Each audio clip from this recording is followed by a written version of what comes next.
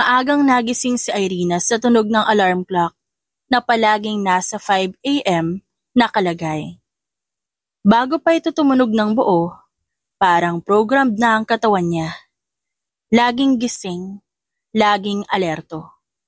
Kahit pagod mula sa trabaho kagabi bilang service crew sa isang 24-hour diner, agad siyang bumangon. Tahimik ang paligid, ang liwanag ng araw, bahagya pa lang sumisilip sa bintana. Sa kwarto sa kanan, natutulog pa ang kambal niyang anak na si Yana at Yaji. Dahan-dahan siyang lumapit sa kwarto ng mga bata. Binuksan niya ang pinto at marahang sinilip ang dalawa. Magkatabi sa iisang kutsyon. Parehas nakayakap sa kanika nilang stuffed toy. Napangiti si Irina. Kumalma ang dibdib niya sa tanawin. Salamat, Lord. Kahit pagod, sulit ang lahat dahil sa kanila. Salamat dahil binigyan mo ako ng 2 anghel. Naglakad siya pabalik sa kusina, binuksan ang maliit na gas stove, at nagsimulang magluto ng sinangag gamit ang natirang kanin kagabi. Habang hinihiwa ang hotdog at itlog, narinig niyang gumalaw ang doorknob. Mama! Si Yana yun. Dala-dala pa ang kumot at mukhang antok pa. Good morning, anak. Gising ka na agad? Lumapit si Yana at niyakap ang bewang ng ina. Nagising po kasi naramdaman ko pong bumangon ko po. Sleep ka pa doon, anak. Maaga pa. Ayaw ko na po. Malambing na sabi ni Yana. Gusto mo bang tulungan si mama magluto? Tumango si Yana. Mabilis na hinugasan ang kamay. Habang pinapanood ni Irina ang anak, mas lalong lumawak ang kanyang ngiti. Sa edad ni Yana, marunong na itong kumilos ng kusa. Ako po magtutok-tok ng itlog, ha? Sabik na sabi ni Yana. O sige, dahan-dahan lang ha, baka tumalsik. Habang abala si Yana sa pagtutok-tok, biglang bumukas ang pinto ng kwarto. Ay, gutom na ako. Good morning. Si Yaji. Magulo ang buhok. Nakataas ang isang medyas at ang isa'y wala. Tulog pa yung isang paa mo ah. Biro ni Irina. Tulog pa nga yata, mama. Pwede na kumain? Sagot ni Yaji habang pinupunasan ng mata. Malapit na. O, hugasan mo muna yung mukha mo, hilamos ka muna. Tignan mo. Puro laway pa yung pisngi mo. Nasa kabilang pisngi din laway. Tumawa si Yana at tinuturo ang mukha ng kakambal. Nako, kayong dalawa talaga. Ngunit hindi mapigilang matawa ni Irina habang tinitignan ng kambal niyang tila ginto kung ituring niya. Pagkatapos ng ilang minuto, sabay-sabay silang naupo sa maliit nilang mesa. Kumpleto ang almusal, sinangag, pritong itlog, at malamig na tubig na may kalamansi. Yaji, huwag mong uunahan ng drinks ha? Bakit, mama? Masama yan sa tiyan pag walang laman, kain muna ng kanin. Pero masarap kasi agad, mama eh. Reklamo ng bata habang pinipigil ang sarili. Ikaw, Yana, kamusta tulog mo kagabi? Nag-dream ako, mama. Talaga? Anong panaginip mo? Si Yaji naging robot. Tapos may rocket sa likod niya. Sabay kaming lumipad. Nako, baka yan ang dahilan kung ba't puro laway si Yaji. Lumilipad din sa panaginip. Hala, mama, di ko na nga maalala yun. Protesta ni Yaji. Masayang nagtawanan ng tatlo. Isa sa mga pinahahalagahan ni Irina, ang mga ganitong uri ng umaga. Simpleng tawanan habang kumakain ngunit punong-puno ng pagmamahal. Matapos kumain, agad sila nag-ayos para sa klase. Dahil kinder pa lang ang kambal, online class muna tuwing umaga. Binilhan ni Irina ng tig-isang second-hand tablet ang mga bata mula sa ipon niya. Yaji, ang uniform mo hindi ang pajama. Ay, nalimutan ko pala. Sabay takbo ni Yaji pabalik sa kwarto. Yana, nakaayos ka na? Opo, mama. Pwede po ba itong headband? Bagay sa'yo. Para kang prinsesa. Si Yaji, ano siya? Siya? Prinsipeng magulo. Mama! Sigaw ni Yaji habang pinapakita ang tamang suot. 9:00 ng umaga, nakahanda na ang lahat. Nakaupo ang kambal sa maliit nilang mesa sa sala, naka-focus sa screen. Si Irina naupo sa gilid. Bitbit ang notebook at cellphone. Sabay siyang naglilista ng groceries habang binabantayan ng kambal. Ilang minuto pa tahimik na sandali. Ang nasa sala. Maya-maya si Yaji napatingin sa ina. Mama? Saan si Papa? Natigilan si Irina. Matagal na rin simula nang huling itanong yun ng anak niya. Lumingon siya kay Yana at Yaji. Parehong tahimik na nakikinig ang mga ito. Pumunta siya sa malayong lugar, anak. Hindi na siya makakabalik eh. Bakit po? May trabaho siya dun. Hindi siya pwedeng bumalik. Pero hindi niya ba tayo namimiss? Tumingin si Irina sa mga mata ng anak. Ang bigat sa dibdib niya, pero pilit niyang pinapanatili ang ngiti. At kahit mali, kailangan niyang magsinungaling sa kambal. Sigurado ako namimiss niya kayo. Pero si Mama, araw-araw kayong kasama, kaya doble ang yakap ko. Lumapit si Yaji sa kanya at yumakap. Mas okay na to kasi si Mama may magic yakap. Ako din, Mama! Sigaw niya na sabay yakap sa braso ng ina. Tumawa si Irina. Tinanggap ang yakap ng kambal. Masaya siya kahit silang tatlo lamang. Nabuhay niya ang kambal at naitaguyod ng walang tulong ng ama ng mga ito. Kinabukasan, ano to? Ba't naroon na naman ang kambal? Bulong ni Irina habang palihim na sumisilip mula sa bintana ng kanilang maliit na bahay. Nakatayo sa tapat ng gate si Luke, ang kanilang tahimik at misteryosong kapitbahay. May hawak itong brown paper bag, nakaitim na hoodie at joggers. Parang laging fresh kahit umaga pa lang. At ang nakakagulat, ang kambal niyang sina Yana at Yaji na sobrang kulit kapag kasama ang ina, ngayon mukhang kalmado. Good morning po, Kuya Luke. Sabay bati ng kambal habang nakayuko. Morning. Maikling sagot ni Luke sabay abot ng bag kay Yaji. Mainit pa yan, tinapay. Pait mo naman, Kuya Luke. Salamat po. Sabay nasabi ng kambal pero hindi malikot. Hindi nagtatatalon. Hindi nagsisigawan. Napataas ang kilay ni Irina. Mama, si Kuya Luke nagdala ng pandesal. Sigaw ni Yaji habang papasok. Nagdala ng tinapay si Kuya Luke. Sambit ni Yana, pilit iniiwasan na magingay pero hindi mapigilan ng saya. Oo nga. Naku, nakakahiya naman kay Luke. Sabi ni Irina habang papalabas ng bahay. Suot pa niya ang lumang duster. Medyo magulo ang buhok ngunit ngumiti pa rin siya. Hi Luke, salamat sa pandesal. Pasensya na sa kambal ha.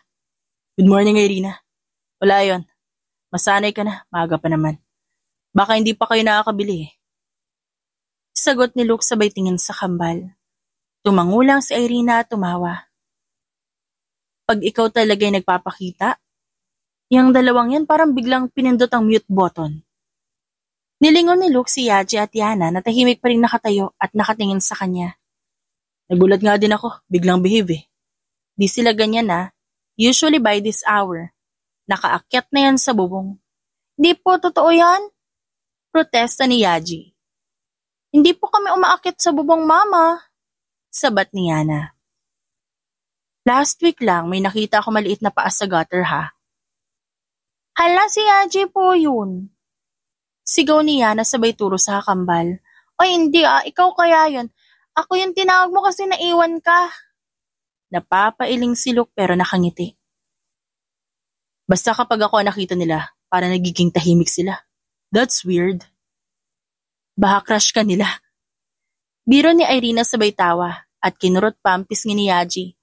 O baka naman may superpowers ka na hindi ko alam. Baka nga meron. Sagot ni Luke kunwari seryoso sabay kindat sa kambal. Pagpasok nila sa loob ng bahay, dinala ni Irina ang pandesal sa mesa at inihanda ang gatas ng kambal. Inaya din nila si Luke. Papasok sa loob. Kuya Luke, gusto mo ng kape? Tanong ni Yana, pa-sweet pa ang boses. Oo nga po para matikman mo yung timpla ni Mama. Si Luke naman hindi makatanggi. Sige, pero isang tasa lang May meeting pa ako mamaya. Umupo ito sa gilid ng mesa, habang si Irina naghahanda ng kape. Kuya Luke, anong trabaho mo ulit? Tanong ni Yaji habang inunguya ang pandesal. Nasa IT ako, lagi nasa harap ng computer. Boring po yun. Bulalas ni Yana. Oo nga, mas gusto ko yung trabaho ni Mama, madaming pagkain. Service crew ang mama niyo, di ba? Tanong ni Luke. Opo, tas minsan paggabi, uuwi siya ng burger. Nako, huwag mo ikwento lahat, Yaji. Sabat ni Irina habang tinatawanan ng sarili. Hindi naman nakakahiya yan, Irina. Nakakabilib nga Sabay abot ni Luke ng tasa ng kape. Tahimik si Irina. Nagulat sa tono ng boses ni Luke. May halong respeto. Thank you sa patinapay. Pasensya na talaga kung araw-araw ka nalang kinukulit ng kambal. Wala yun. Gusto ko rin naman may makausap na matino tuwing umaga. Ay, hindi po kami matino, makulit kami. Pero kay Kuya Luke, tahimik kami. Sabay-sabat niya na sa sinabi ni Yaji. Ba't nga ba kayo biglang nananahimik pag si Kuya Luke ang kinausap niyo, ha? Tanong ni Irina, habang nag-aayos ng mesa. Kasi pumabango si Kuya Luke. What? Halos sabay na sabi ni Irina at Luke, pero namula ang dalawa.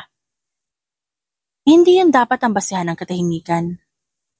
Ani Irina, kunwaring galit. Bango pala yung puhunan ko. Natatawang biro ni Luke. Nakalipas ng ilang minuto, umalis na si Luke para sa meeting niya. Sumili pa ito sa pinto bago umalis. Yaji, Yana, behave kayo Apa! Sabay na sagot ng kambal. Nang makalayo na si Luke, naupo si Irina sa upuan at nakatingin lang sa dalawang bata. Totoo ba yun? Mabango si Luke? Opo, Mama. Amoy mint at clouds. Clouds? Natatawang tanong ni Irina. Opo, parang yung sabon na ginamit ko kahapon pero mas sosyal. Sagot ni Yana. Hay nako kayong dalawa. Basta wag yung masyadong kulitin yun Napasimangot na lang ang kambal. Pagdating sa hapon habang abala si Irina sa paglalaba, biglang pumasok si Yaji sa bakuran. Mama! Ano na naman yan? May sunog ba? Hindi po. Si Kuya Luke nag-ayos ng bisikleta niya. Ang cool! May toolbox siya. Toolbox lang pala? Akala ko may emergency. Pwede po ba ako tumulong sa kanya? Ano itutulong mo dun? Iba-ibang tornilyo lang yun di iaabot ko yung tools. Tumawa si Irina. O sige na, mag-behave ka dun Baka maistorbo mo si Luke. Opo. At tumakbo na si Yaji. Mama, ako din. Baka kailangan niya ng assistant number 2. Saad ni Yana na dumating ilang sandali lang. Sa tapat ng bahay, si Luke ay nakaupo sa gilid ng kalsada. May hawak na bisikleta at ilang gamit. Kuya Luke, ano pa ginagawa niyo? Naayos ko lang tong preno. Medyo maluwag na kasi. Gusto niyo po taga-abot? Kahit ng screw? O sige, ikaw assistant ko ngayon. Ako din po. Singit ni Yana. O di dalawa kayo assistant ko. Habang abala ang kambal sa pagtulong o sa pag-abot ng kung ano man na kailangan nilang maabot, nakatayo si Irina sa gilid ng pinto, nakasandal at pinagmamasdan sila. Nakakatuwa, nakakagaan ng puso. Parang isang iglap, naging bahagi na ng araw-araw nilang buhay si Luke. Biglang lumapit si Yana kay Luke. Kuya Luke, may anak ka ba? Nalaglag ang tornilyo ni Luke na hawak. Ha? Ala pa, Yana, hindi pa siya matanda. Hindi naman kailangan matanda para magkaanak Depensa ni Yana. Wala pa akong anak. Kasi wala pa naman akong girlfriend o asawa. Ba't mo naman natanong? Kasi parang bagay ka kay Mama. Nagkatinginan ng kambal. Tumango si Yaji. Oo nga po, bagay po kayo. Hoy! Sabay sigaw ni Irina, pulang-pula ang pisngi. Anong pinag-uusapan niyo dyan? Totoo po, Mama. Bagay kayo ni Kuya Luke. Sigaw ni Yana. Huwag niyo ang pinagtitripan niya si Luke. Naku kayo Sabay talikod ni Irina pero kita sa ngiti ang kanyang kilig.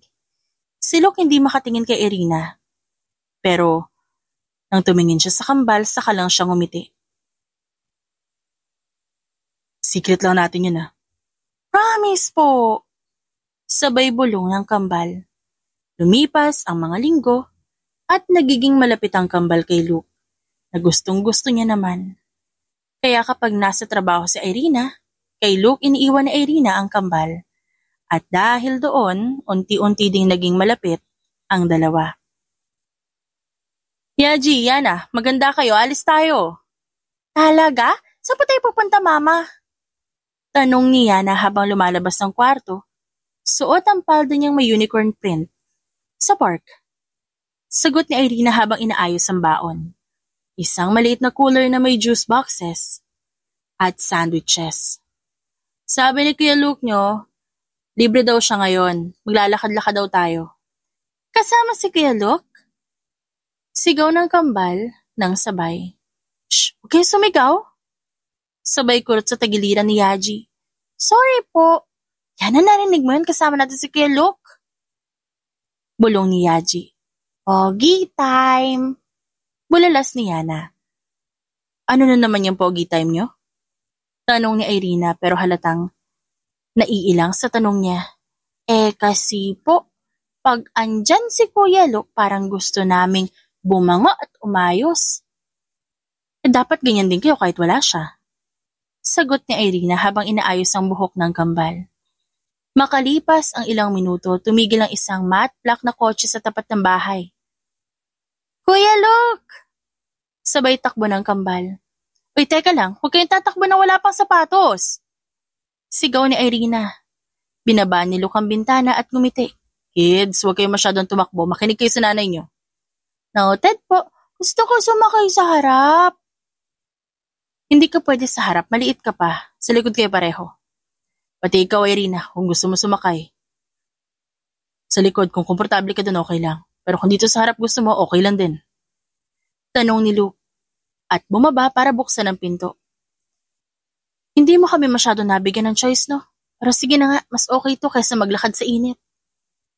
Habang nasa kotse, todo daldal ang kambal kay Luke. At si Irina, tahimik lang na nakikinig sa kanila. Kuya Luke, ilang taon ka na?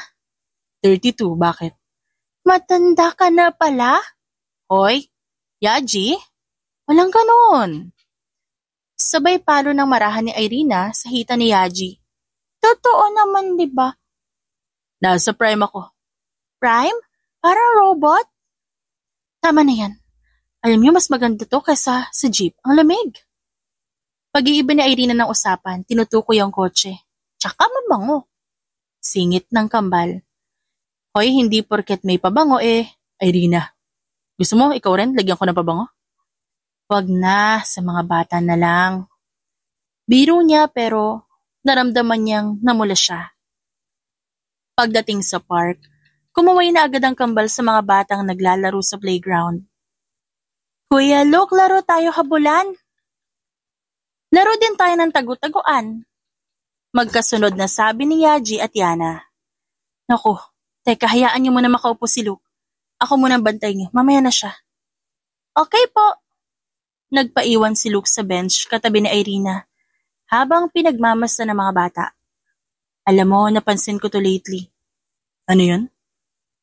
Kapag andyan ka, parang mas nagiging masaya yung mga bata. Hindi ba masaya kahit wala ako? Masaya naman.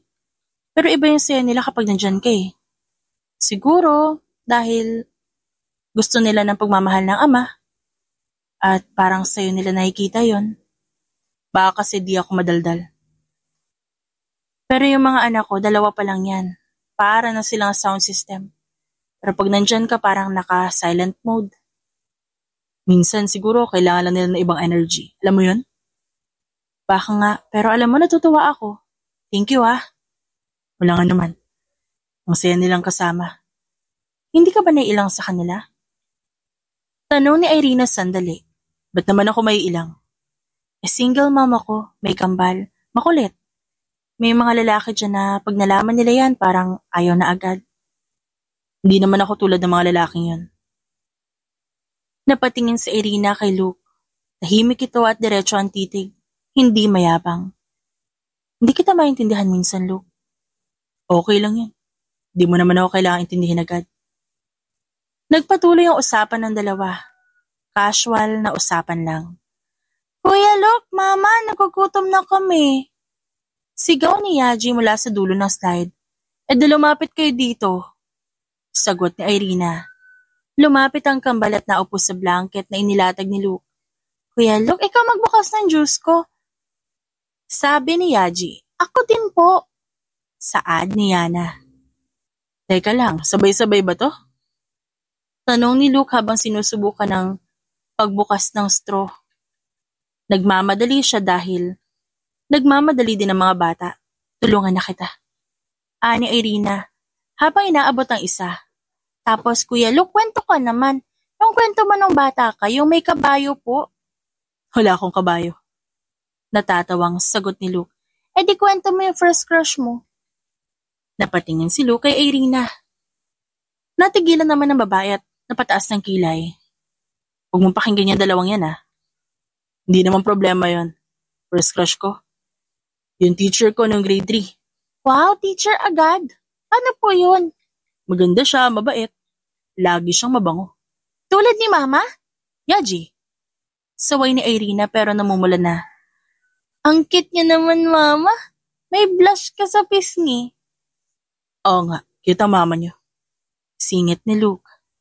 Napapikit si Irina sabay hawak sa muka. Ano ba to? Diligawan mo ba ako sa harap ng kambal? Depende, papayag ka ba? Napatitig si Irina kay Luke. Nasa paligid lang ang sigawan at halakhakan ng kambal pero para silang natira lang sa isang mundong sila lang dalawa ang naroon. Tanungin mo sila. Biro ni Irina sabay turo sa kambal. Okay, Yaji, Yana, payag ba kayo? Payag kung laging may tinapay. Payag din ako kung sabay tayo lagi lalabas. Sagot ni Yana at Yaji. Deal. Sagot ni Luke sabay kindat kay Irina. Ilang linggo na ang lumipas mula nang sumama si Luke na Irina sa park. Simula noon, tila naging mas espesyal ang mga araw. Napapangiti na lang si Irina mag-isa kapag naiisip si Luke. Kambal, nasaan na naman yung laruan yung si Mr. Octopus, ha? Tanong ni Irina habang nagwawali sa harapan. Baka pa napunta sa kalsada? Sagot ni Yaji na halatang may tinatago. Baka po nilipad ng hangin. Sabay ngiti niya na sabay abot ng tenga at kinamot ang likuran nito habang hawak ang palda niya. Tigil-tigilan niyo nga ako. Nakita ko yung octopus niyo sa tapat ng gate ni Luke kanina umaga. Nilagay niyo na naman doon Nagkatingin na ng kambal na tahimik. Sabihin niyo nga, ba't ba palagi niyo nilalagay ang mga gamit niyo sa harapan ng gate ni Luke? Para po mapilitan siyang lumabas. Inosenteng sagot ni Yaji. Tsaka para po dali niya pabalik sa amin. Ba't kailangan pa? Hindi palagi naman siya dumadaan dito. At minsan nakakasama niyo pa? Natin. Iba po yung kusa siyang lumalapit. Tsaka po, pag bumalik siya kasama ng laruan, minsan may kasamang chocolate o kaya yakap.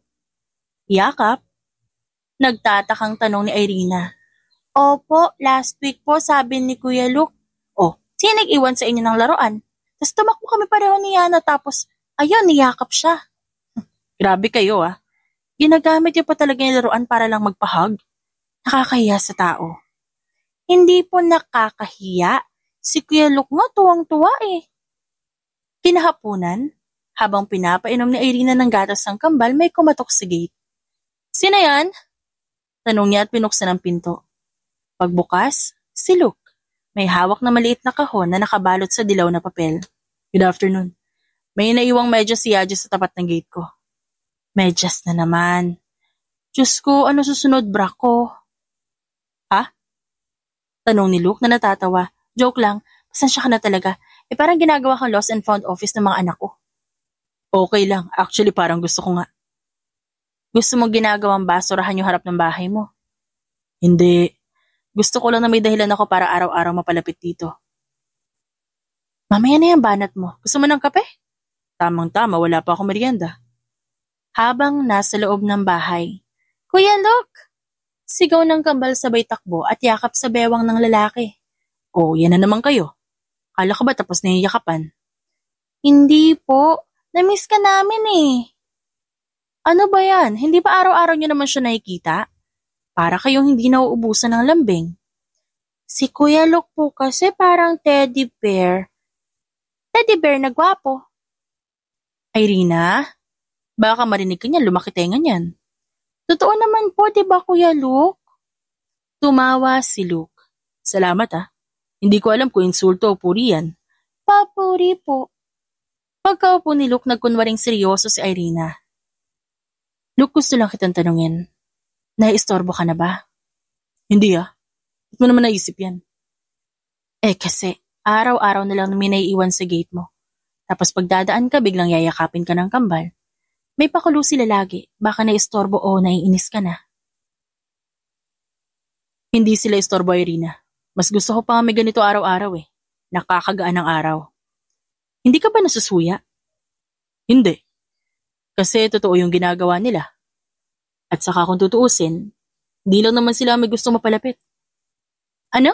Ang sabi mo? Napatingin si Irina kay Luke. Di mo ba napapansin? Kahit di sila magpakulo ng kung ano-anong kalokohan, may dahilan na ako lumapit. Napalinga si Irina sa kambal, naabala sa paglalaro ng block toys. Minsan naiisip ko, baka nadadala ka lang sa lambing ng mga anak ko. Hindi lang sa kanila. Oo, mahalaga sila. At sobrang bait nila sa akin. Pero Irina, ikaw yung dahilan kung ba't gusto-gusto kong tumambay sa gate, kahit di naman ako lalabas. Kasi umaasa akong baka makita kita, umarinig man lang yung boses mo. Nakagat ni Irina ang labi. Hindi siya sanay sa ganitong usapan, lalo na't may batas sa paligid. Pero may isang parte ng puso niya, yung matagal nang nananahimik na gustong tumawa at kiligin at yakapin si Luke. Hindi to madali, Luke. Ang alin? Ito, ako. May mga anak na ako. May binubuhay, may nakaraan. Irina, hindi ako nandito para i-judge ka. Nandito ako kasi gusto ko kayo makasama. Yun ay kung papayag ka. Habang patuloy sila sa pag-uusap, bigla namang may sumingit. Kuya Luke, kung magiging boyfriend ka ni Mama, pwede kaming sumama sa date nyo? Okay lang sa akin. Kasama kayong dalawa sa package deal, ba? Paano kung di kami cute, sasama pa rin kayo kay Mama? Wala sa pagiging cute yan. Nasa puso at sa pagiging totoo. Kahit may sungay pa kayo at pasaway, gusto ko pa rin kayong kasama. Pogi mo talaga, Kuya Luke. Sabay yakap na naman ang kambal. Kids, hayaan niyo muna makainom ng kape ang Kuya Luke niyo, please. Okay po. Sabay takbo ulit ng kambal. Naiwan ang dalawa, si Irina at si Luke magkatabi sa sofa. Kaya mo ba ako, Irina? May pag-asa ba ako? Tanong ni Luke, mahina. Hindi ko alam pero sa ngayon, gusto ko lang maramdaman na may taong totoo. Kahit minsan lang. Hindi minsan pala. Binabawi ko na yon. Gusto ko araw-araw. Nagpatuloy ang ganoong setup ni na Irina at Luke. Dumadalaw si Luke madalas kina Irina upang makalaro ang mga bata. Minsan nga hindi na pumapasok si Luke sa kanyang trabaho para sa kambal. Naging malapit na sa puso ni Luke ang mga batang yon. Mainit ang araw nang lumabas si Irina upang bumili ng pananghalian. Hawak niya ang eco-bag at payong. Sinamahan siya ni Yana. Gusto raw nito ng hotdog na may marshmallow. Habang si Yaja naiwan kay Luke sa loob ng bakuran, abalang tinuturuan mag-drawing ng dinosaur. Kuya Luke, mas maganda ko kaya kung may pakpak yung T-Rex? Tanong ni Yaji habang nagkakalat ng Crayola sa lamesa. Fantasy T-Rex yan ah. Gusto ko pero, hindi ba pwede siya maging superhero? Sagot ni Luke habang nakangiti. Tama, pero dapat po malaki yung pakpak, parang kay Dragon, tapos may laser eyes. O sige, drawing natin yan, pero wait lang ah. Lalabas muna ako. Pa gusto mo sumama?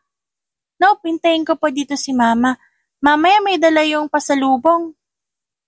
Nang marinig yun, napangiti si Luke. Kuya Luke, we're here na! Sigaw ni Yana.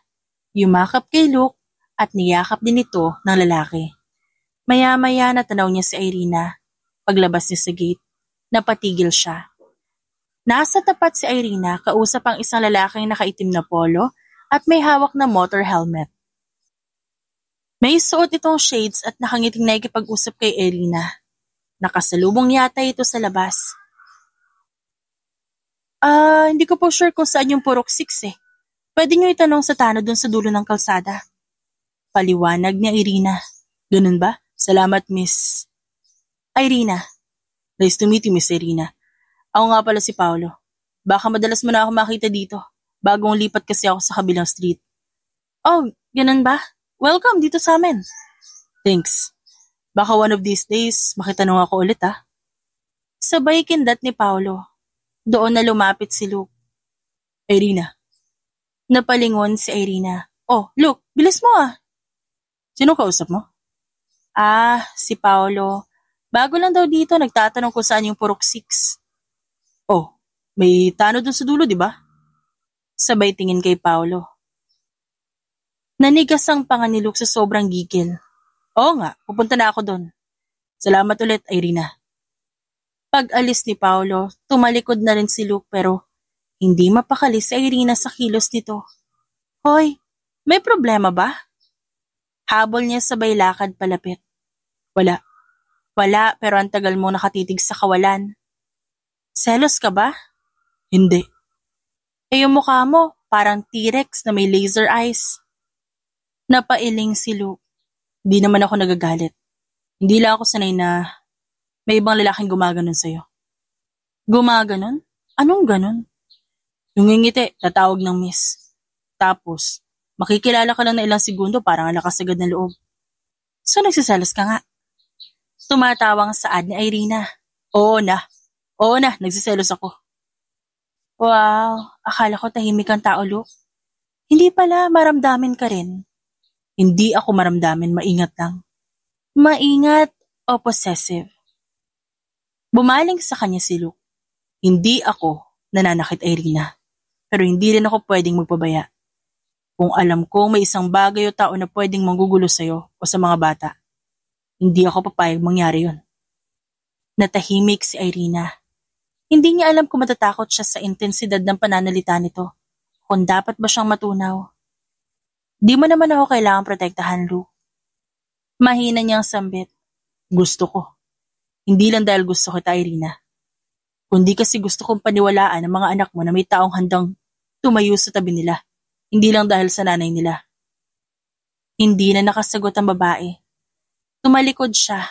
Pagpasok nila sa bakuran, sinalubong sila ng kambal. Ma, may bago po kaming drawing ni Kuya Luke kanina. Tignan mo. Sigaw ni Yaji habang hawak ang T-Rex na may pakpak at sunglasses. Ayan anak, yan ang totoong siloso. May sunglasses pa. Parang si Kuya Luke? Sabay turo ni Yana sa lalaki. Nagkatingin ng sina Irina at Luke at parehong tumawa. Hindi na nagtataka si Irina kung bakit gano'n na lang ang kambal kay Luke. Sabik talaga ang mga ito sa ama. Minsan, mahuhuli niyang nagbubulungan sina Yana at Yaji habang nakaabang sa bintana. Kapag lumabas si Luke para diligan ng halaman sa tapat, biglang nagkakagustong maglaro sa harapan ng gate ang kambal. O kaya na may iiwan ng laruan malapit sa pinto ni Luke para lang may dahilan na kunwaring kukunin. Yaji, yung bola mo kanina pa dyan, kunin mo na nga. Sambit ni Irina isang hapon. Baka makita ni Kuya Luke. Bulong ni Yaji sabay ngiting may pakana. Kuya Luke will save it for me. Dagdag pa ni Yana. Napapailing na lang si Irina. Ang aga niyong mag-matchmaking, mga bata pa kayo. Hindi po, gusto lang naming masaya kayo. Napahinto si Irina. Ilang segundo siyang natahimik, tinapik lang ang ulo ng kambal. Isang gabi, malamig yung simoy ng hangin. Katatapos lang mag-ayos na Irina ng kwarto, nang marinig niya ang ungol mula sa kabilang kama. Ma, ang init po. Mahina at garalgal ang tinig ni Yana. Agad siyang tumayo at hinawakan ang noon ng anak. Tila may lagnat, Kinapa din niya ang likod nito, basa ng pawis. Yaji anak, tulog ka muna dyan ha? Mainit yung kakambal mo. Po? Papungas-pungas na tanong ni Yaji. Kailangan kong bumili ng gamot. Biglang may kumatok. Pagsilip niya sa bintana nandun si Luke. Naka-t-shirt lang, may bitbit na termos sa tuwalya. Irina, nakita ko nakabukas lahat ng ilaw kahit gabi na ayos ka lang? Hindi eh. Si Hana nilalagnat. Wala akong gamot dito. Hindi ko na mamaiwan si Yaji. Nabutit sinabi mo agad. Ako na bahala dito. Luke, hindi mo kailangan.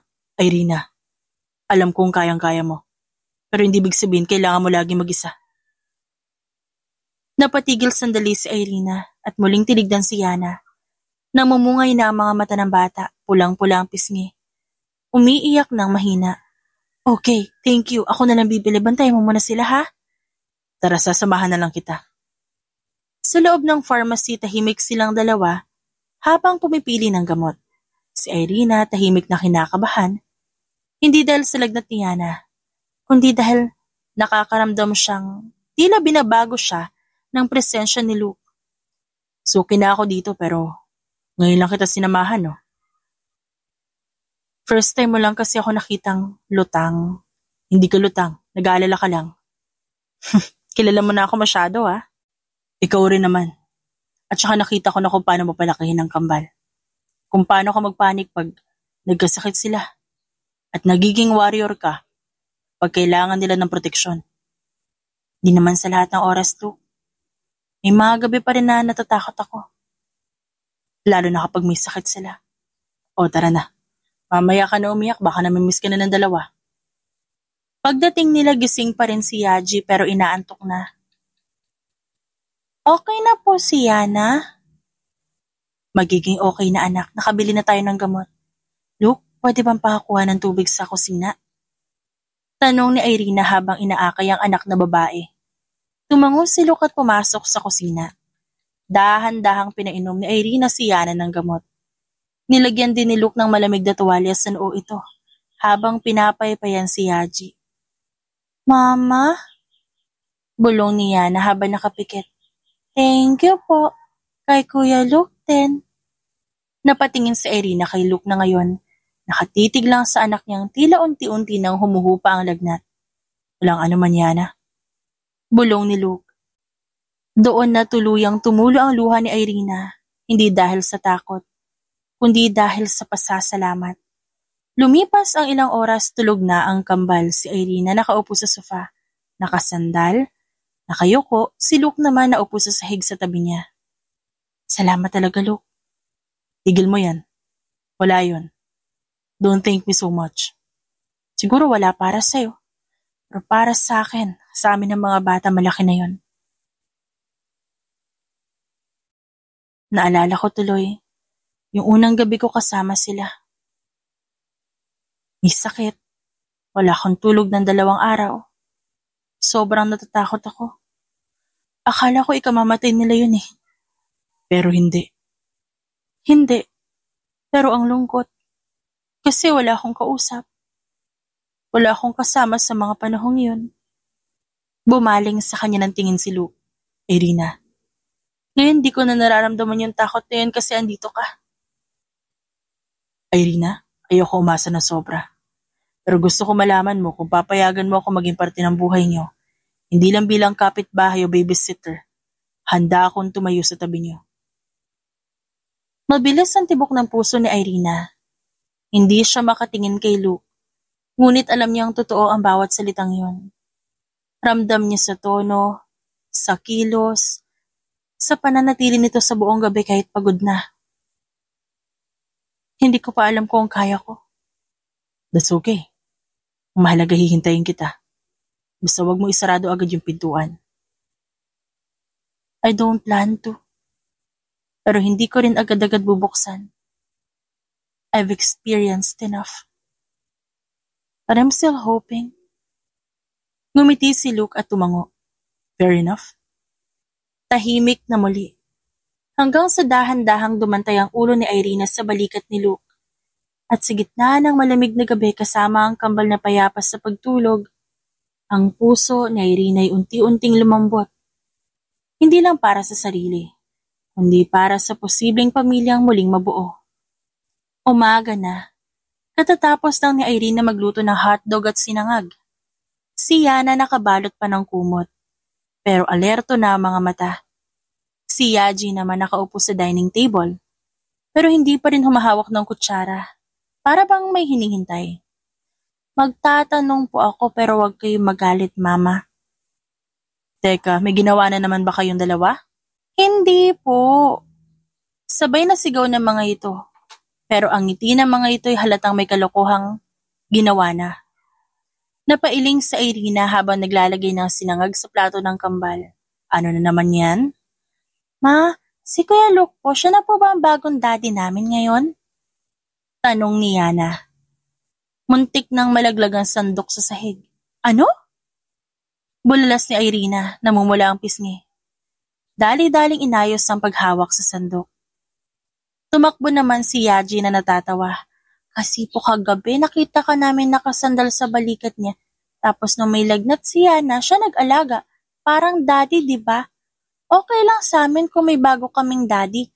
Kahit di mo sabihin, Mami, alam naming di maganda ang ginawa ng tunay naming daddy sa'yo. At we understand kung wala siya dito. At okay kung si Daddy Luke ang magiging daddy namin. Nagpalitan ng high five ang kambal. Nakatigilan si Irina. Hindi niya inaasahan ang narinig. Mga anak, hindi ibig sabihin na mabait si Luke. Siya na agad ang magiging daddy niyo. Bakit po hindi? Gusto ko siya. Mabango, tas marunong magluto. Tsaka may abs. Yaji, saan mo naman nakita yun? Nakita ko po siya naglalaba. Wala siyang shirt, Ma. May abs, promise. Nagpalitan ng malakas na halakhakan ng kambal. At hindi alam ni Irina kung matatawa ba siya o magtatago sa hiya. Pero bago pa siya makapag-react, may kumatok sa pinto. Sabay na lumingon ng tatlo. Si Luke, na may dalang brown paper bag. Good morning, may dala akong pandesal at champurado. Naalala kong yun ang gusto ni Yaji? Bungad nito, suot ng isang simpleng gray na hoodie at sweatpants. Yes, Kuya Luke, ikaw na talaga. Tili ni Yaji. Pasok ka na. Napapailing na sabi ni Irina. Habang sabay-sabay silang kumakain, hindi pa rin natigil ang kantsawa ng kambal. Kuya Luke, marunong ka ba magplantsa? Tanong ni Yana. Marunong naman, bakit? Kasi po si Mama laging puyat. Kung ikaw daddy namin, ikaw magplantsa uniform namin. Napatawa si Luke. Ang dami agad ng job description ko ah. May benefits naman po kayo. Yakap from us. Tumawa ulit si Luke at tumingin kay Irina na ngayon. Pilit iniiwas ang tingin sa kanya. Mukhang kampi sa akin yung kambal mo ah. Lagi naman silang kampi sa'yo. Pero wag kang magpapauto dyan ah.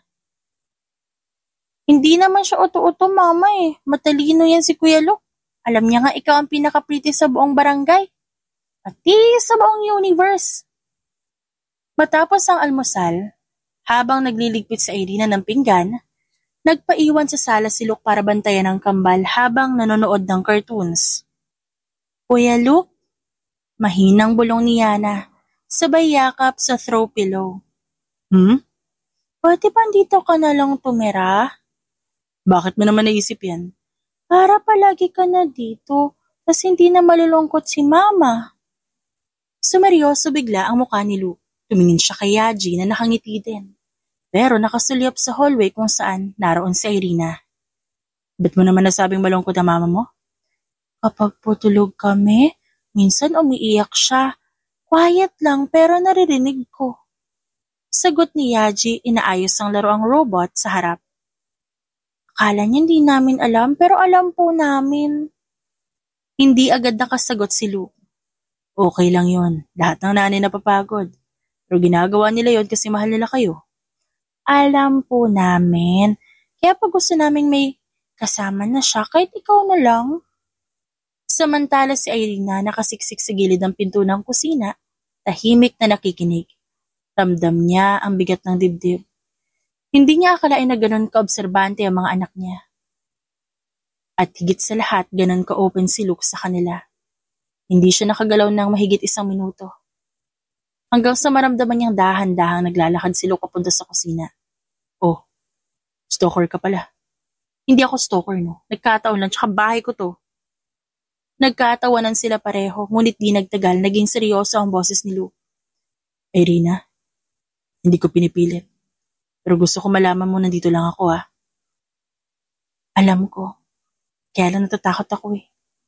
Kasi sanay na ako na kami lang. Tsaka takot ako masanay sa'yo. Tapos baka biglang mawala ka rin. Hindi kita iiwan. Hindi ko sila iiwan. Lalo na't gusto ni Yadja na makita ang abs ko palagi. Ikaw talaga, puro kakalokohan. Seryoso ako. Hindi ko rin alam kung paano nangyari. Pero gusto ko kayo. Kayong tatlo. Huminga ng malalim si Irina, sabay bitaw na isang tanong. Paano mo malalaman na handa ka na sa pamilyang may kasama ang kambal, iyakan, tsismisan, at mga kalokohan? Ngumiti si Luke at tumingin ng diretso sa mata niya. Kapag bawat gising mo, sila ang una mong gusto makita. Kapag kahit pagod ka na, mas gusto mong kasama pa rin sila. At kapag kahit di ka sigurado sa lahat ng bagay, alam mo sila ang gusto mong unahin. Hindi na nagsalita si Irina, pero hindi niya kailangan. Dahil sa tingin pa lang niya kay Luke, alam niyang may bahagi na ng puso niya ang bumigay. At marahil hindi na sila tatlo lang, unti-unti na silang nagiging apat. Kinabukasan masaya silang apat habang naghahanda. Kuya Luke, bawal ang overcook na itlog. Yes, Chef Yaji. At dapat malambot ang hotdog, hindi yung parang bato. Sabi ni Yana, halakhakan, mga tunog ng kutsilyo sa chopping board, amoy ng bawang na bagong gisa. Ganyan ang umagang bumungad kay Irina habang nakasilip sa pintuan ng kusina. Nag-aalalang tinignan niya ang oras, 10:00 na. Wala siyang trabaho at plano sana maglinis ng bahay. Ano meron dito? Tanong niya at pumasok kunwaring nagtataka. Suot pa niya lumang t-shirt at short na panglinis. Pero parang biglang nanlamig ang palad niya na makitang ganoon ang eksena. Parang pamilyang buo. Nagkatinginan silang tatlo. Surprise! Sabay-sabay na sigaw ng kambal. Gumagawa kami ng almusal lunch. Dagdag ni Yana sabay nguso sa kawali kung saan may piniprito si Luke na itlog at hotdog habang sinasahugan din ang ginisang giniling sa kabilang kalan. Brunch, Yana, brunch! Pangungorek ni Yaji sa kapatid. Alam ko yon, gusto ko lang i-emphasize. Wow, sino nagutos? Ako po! Sabay taas kamay ni Yaji. Ako po ang executive chef. Ako po planner. Irit ni Yana. Pwede bang ako naman ang tagakain? Tanong ni Irina, sabay upo sa gilid ng dining table. Lumapit si Luke. Inabot sa kanya ang kutsara ng ginisa. Tikman mo muna. Baka hindi pasado eh. Bago pa siya makatanggi, pinasubo na ito ni Luke at mainit pa. Init, pero masarap. Yes! Sabay fist bump ng kambal kay Luke. Alam niyo baka sa susunod restaurant na to ah. Tapos, pangalan po ng resto, Kambal and Kuya Luke's Kusina. Sigaw ni Yana, bibong-bibo. O di kaya, luto ng puso, dahil mahal ko ang mama Irina niyo. Dagdag ni Luke, habang nakatitig sa kanya. Hindi nakasagot si Irina, parang biglang bumagal ang paligid. Habang kumakain na sila sa lamesa at sinabayan to ng kwento mula sa kambal. Kuya Luke, may joke ako. Bakit hindi pwedeng magsama ang itlog at cellphone? Bakit? Kasi matutuklap ang load. Tumawa si Yaji. Mali na wala sa logic. Wala sa logic, pero may impact diba Kuya Luke? Pagtawa ni Yana sabay thumbs up. Ngumiti naman si Luke dito. Ma, di ka pa natutuwa? Sa alin? Di kay Kuya Luke, ang gwapo, ang bait, marunong magluto tas mahal niya tayo. Obvious, no? Nagkatinginan si Irina at Yaji. Tas biglang may sumingit.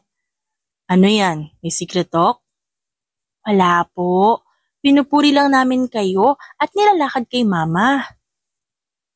Hala kayo tigil niyo yan ang aga-aga. Natatarantang saad ni Irina, ngunit kalaunan ngumiti rin. Pagkatapos ng pagkain, nag-volunteer si Luke na maghugas ng pinggan. Naku, wag na. Ako na. Bisita ka dito. Di na ako bisita. Lagi na ako nandito, di ba? Tumigil si Irina. Hindi niya alam kung matutuwa ba siya o matatakot sa sinasabi ni Luke. Pero hindi niya na ito sinagot. Diretso na ito sa lababo. Suot pa rin ang apron na maliit na kulay pink.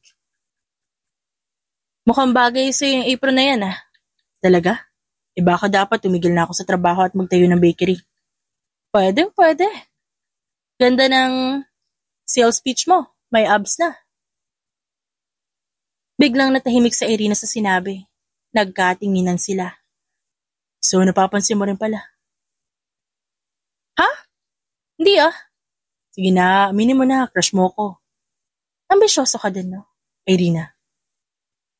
Tahimik. Tumigil si Luke sa paghuhugas at humarap sa kanya. I'm serious, Irina. Not just to you, pero sa inyong tatlo. Ayokong lumapit lang tas aalis din. Hinintay ni Luke ang sagot ni Irina, pero sa halip na salita, isang malalim na buntong hininga lang ang nakuha niya. Saka itong umiti ng bahagya. At ayokong masanay. Baka bigla kang mawala. Hindi rin nagsalita si Luke. Pero dahan-dahan siyang lumapit, pinunasan ng kamay, at inilapat sa palad ni Irina mismo ang kamay niya. Hindi ako mawawala gaya ng sinabi ko. Kung papayagan mo ako, magiging masaya ako. Pero kung di pa ngayon, maghihintay ako kung kailan magiging handa ang puso mo. Samantala mula sa hagdan, sumilip ang kambal. Yana, sa tingin mo sila na? Di ko alam, pero sa ngiti ni Mama parang in love na siya. Nag-appear sila at masaya. 2 buwan na lumipas, malamlam ang sikat ng araw sa likod ng makakapal na ulap. Tila alam ng langit na may paparating na unos. Si Irina ay nakatayo sa may pinto ng sala. Ang kamay ay nanginginig habang pinipilit maging matatag. Hawak niya ang laruan ng isa sa kanyang kambal. Si Yana. Isang maliit na stuffed dinosaur na madalas niyang pinupulot mula sa ilalim ng sofa. Hindi siya makapaniwala sa prinsensyang muli niyang kaharap ngayon. Kiro? Mahina niyang tawag. Nakatayo si Kiro, matangkad, maayos ang gupit, nakasuot ng mamahaling coat. Ngunit ang mga mata nito ay malamig, mayabang ang tindig. Tila ba hindi na ito ang lalaking minsang minahal ni Irina? Minsang pinagkatiwalaan at minsang pinaniwalaan. Gusto ko makuha ang mga anak ko, Irina. Tama na tong drama na to. They deserve to know their real father. Sambit ni Kiro. Real father? Ha? Napahagat si Irina ng kanyang ibabang labi, pinipigil ang sarili na magalit. Hindi ka bumalik nung ipinanganak ko sila. Hindi mo kami hinanap. Hindi mo man lang tinanong kung buhay pa kami. Dahil busy ka sa bago mo. Wala kang pakialam sa amin. Kaya anong karapatan mong sabihin niyang salitang yan? Kapal na mukha mo. Because I was fixing my life. Now I'm ready. Gusto ko itama ang lahat, kasama ang pagiging ama. Hindi ganun yun, Kiro. Hindi ka basta babalik tas kukunin ng mga anak ko. Hindi mo sila kilala. Hindi ka naghirap kasama ko. Hindi ka naging magulang sa kanila tas ngayon gusto mo silang kunin? Ako ang ama nila at ako ang ina nila. Mas kilala nila si Luke bilang tatay kesa sa'yo. Nandun siya na nagkasakit yung mga bata. Kapag umiiyak si Yaji, dahil sa masamang panaginip, ang nagturo kay Yana kung paano magbasa at magsulat. Ikaw, nasan ka nun? Stop it, Irina. Pinagkakait mo sa akin ang karapatan ko. Hindi ako may kasalanan, Kiro. Ikaw ang nagloko. Ikaw ang umalis. Tinapon mo kami sa isang gilid at ngayon babalik ka na parang wala kang ginawa. Sinusubukan ko itama ang pagkakamali ko. At kung di mo ako pagbibigyan, Irina, baka mapilitan akong kunin sila legally. Parang may humampas sa dibdib ni Irina.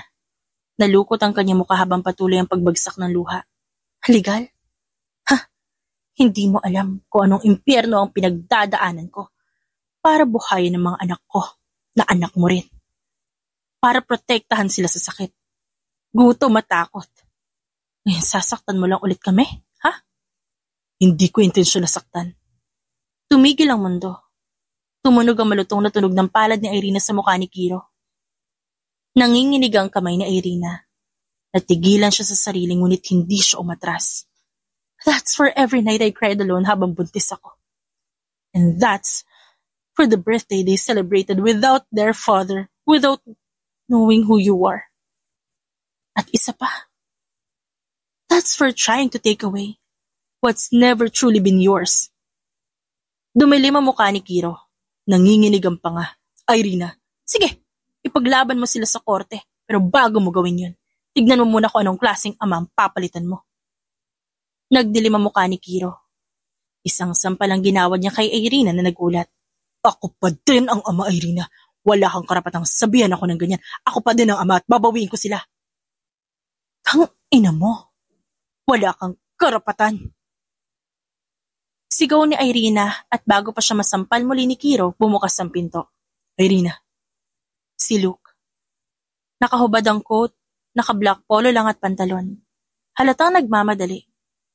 Ang kanyang mga mata madilim ng lilisik. Agad na tumama kay Kiro. Nakita niya ang luhas sa mga mata ni Irina. Ang pulang marka sa pisngi ni Irina at walang alinlangan.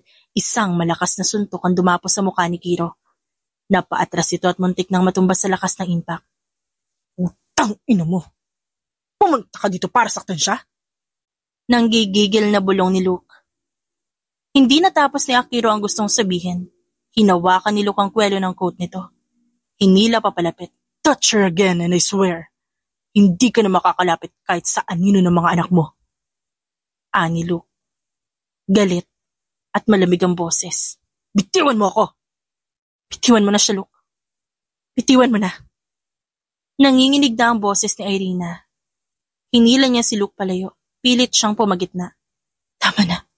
Ayoko na. Hinagod ni Luke ang kanyang buhok. Hindi nawawala ang galit sa mga mata. Sinaktan ka niya sa harapan ng bahay natin. Nakita ng mga bata ang sasakyan niya. Baka akala nila okay lang to. Hindi pwede. Muntik nang matumba si Irina. Kundi lamang siya nasalo ni Luke na umiigting din ang panga. I'm here, okay? Hindi ka nag-iisa. Tumitig si Akiro sa kanila. Hawak ang panga, duguan ang sulok ng labi. Tatandaan mo to, Irina. Lalaban ako, hindi pa to tapos. Ang buong mundo ni Irina unti-unting lumiit sa yakap ni Luke. Ramdam niya ang tibok ng puso. Init ng palad sa kanyang likuran.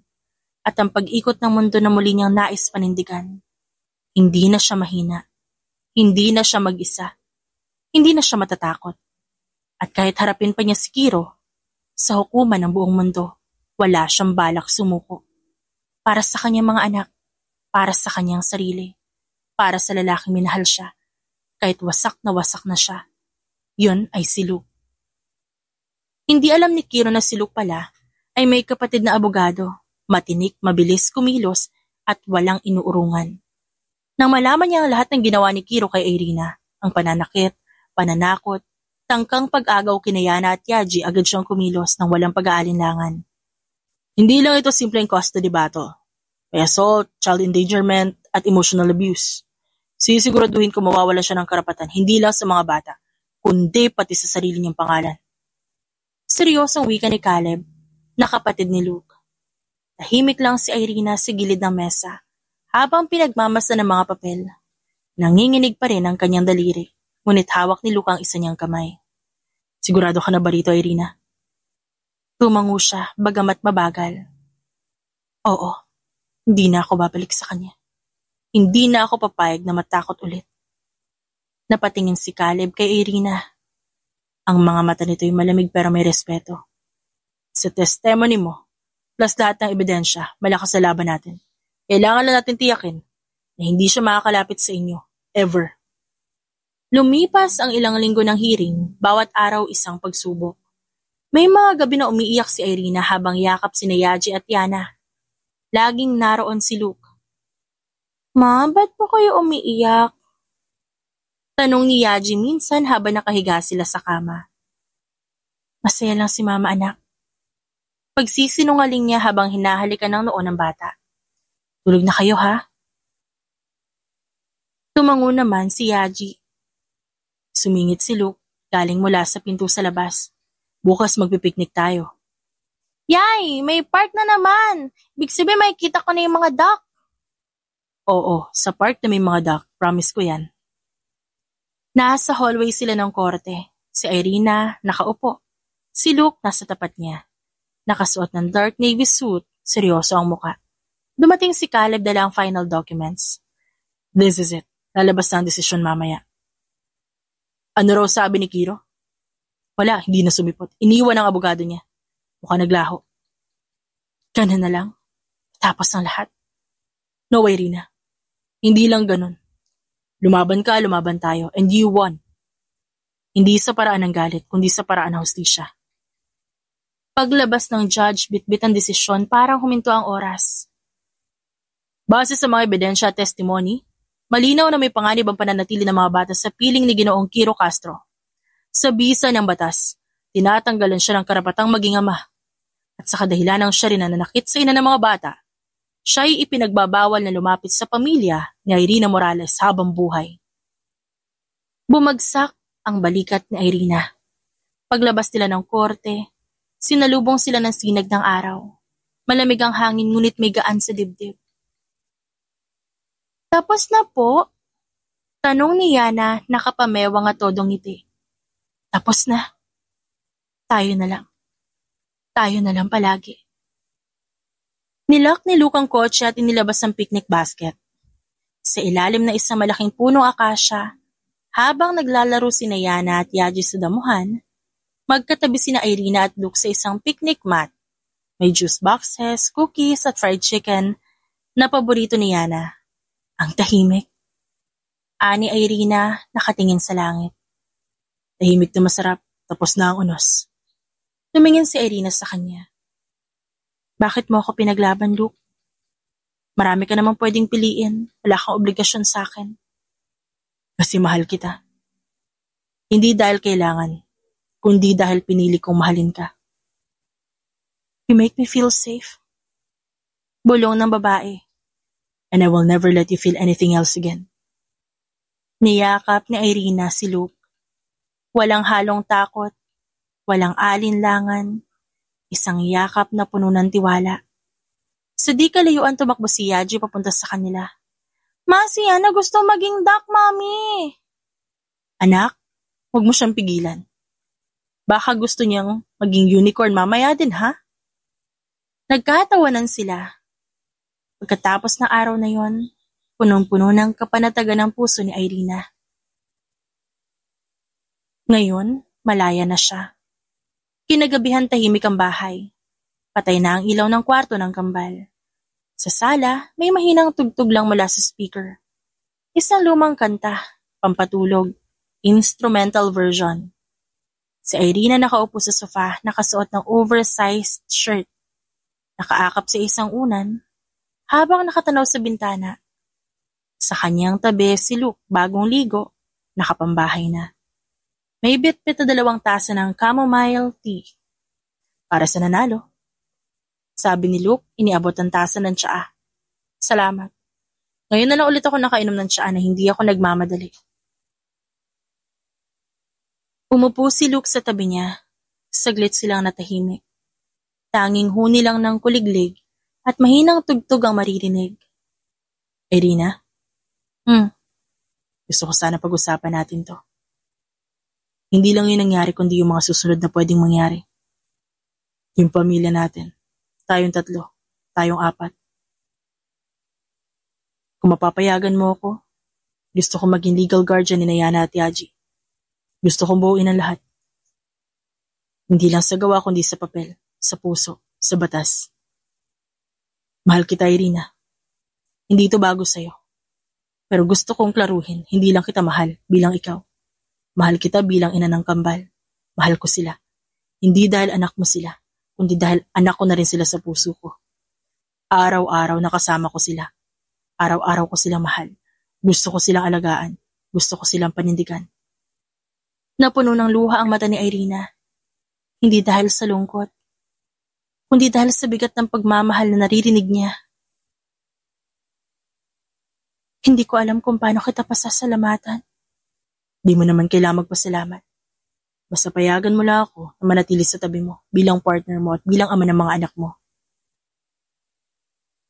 Totoo ba to? Wala na tayong kalaban. Talaga bang wala nang hahabol sa atin? Wala na. Ikaw ang may hawak ng buong kustodiya. At may permanent protection order si Kiro. Di na siya makakalapit. Hindi niya na masisira ang pamilya mo. Ang pamilya natin. Gusto ko marinig nila araw-araw na may tatay sila nagmamahal sa kanila. Kung papayag ka, gusto ko ring hingin ng basbas mo na tawagin nila akong papa. Hindi ko hihilingin sa kanila, ikaw muna. Ikaw ang nanay nila. Ikaw ang puso ng tahanang ito. Hindi sumagot si Irina kaagad. Sa halip tumayo siya, nilapag ang tasa at dahan-dahang lumapit kay Luke. Umupo siya sa kandungan nito, hinawakan ang mukha niya at hinalikan sa noo. Simula ngayon, ikaw na ang tahanan namin. Kung papa ang gusto mong itawag nila sa'yo, papayag ako. Yumakap si Luke sa kanya. Mahigpit at puno ng damdamin. Salamat. Hindi mo alam kung gaano ko ito binangarap. Ngayon akin ka na. Bulong ni Irina. Nakapikit habang nakasubsob ang mukha sa leeg ni Luke. Hindi bilang tagapagligtas, kundi bilang kasama at partner, at kaibigan na rin. Kasama sa lahat ng pagod at pagpapalaki sa mga bata. Ngayon atin na to. Araw-araw kong pipiliin to. Ikaw, sila, tayong apat. Tahimik silang nanatili sa ganoong posisyon. Dalawang taong parehong nasaktan, parehong lumaban. Ngayon parehong nagpasya na bumuo ng panibago. Hindi mula sa pagkawasa, kundi mula sa paghilom. Makalipas ang 3 taon, kasal na sina Irina at Luke. Wala nang balita kay Kiro. Mas naging tahimik na ang buhay ni Irina. Wala na mga araw na takot, ang babae at nangangambang baka muling sumulpot ang anino ng kanyang nakaraan. Sa isang maaliwalas na bahay sa probinsya, namumuhay silang masaya kasama si Luke at ang kambal na si Yana at Yaji. Si Luke ay nagtuturo sa koleyo, habang si Irina abala sa kanyang maliit na negosyo sa paggawa ng organic candles at skincare products. Isang hapon ng Sabado, habang sinasalubong ng gininto ang liwanag ng araw ang kanilang veranda, tahimik na nag-aayos si Irina ng mga orders. May kakaibang saya sa kanyang mukha habang inaayos ang bote ng lavender oil at soy candles. Umailan lang sa hangin ng bango ng bulaklak at ang katahimikan ay may lamang kung anumang tawanan ng kambal mula sa likuran ng bahay. Irina, tawag ni Luke habang papalapit. Tanong niya, hindi lumilingon at patuloy lang sa ginagawa. May gusto ako ipakita sa'yo. Lumapit si Luke, tangan ng isang maliit na kahon na kulay navy blue. Huminga siya ng malalim sa kalumuhod sa harap ni Irina. Luke, ano yan? Hindi na ako papaligoy-ligoy pa. Irina, 3 taon na tayo magkasama. Sa 3 taon na yon, araw-araw kitang pinipili.